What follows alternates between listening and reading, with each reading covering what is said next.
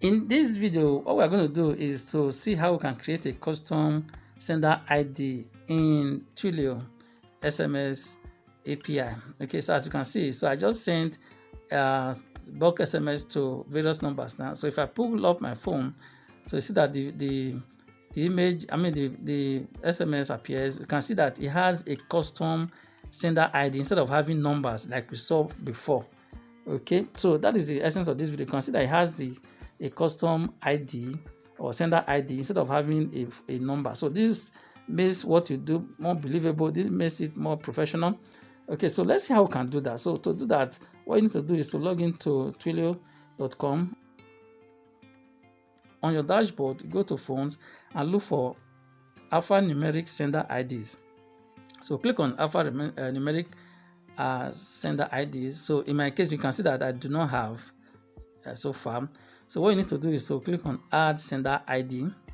So you click on add sender ID like that. So once you do that, it comes here. So you need to upgrade your account. So it's not available for trial version. That's basically what it means. So you need to upgrade your account. So you click on upgrade. So once you click on upgrade, then you go to continue. That's here. Of course, take time to read all this information. Here you can say hate, spam and fraud. Then they're saying that them too, then by adding details on to your customer profile, you're able to do blah blah blah blah. Okay, so continue and you get to this page. Then just fill the form. Okay, so enter your phone number. Make sure that what you enter here is something that is legitimate because it needs to tally with what you're going to use to verify.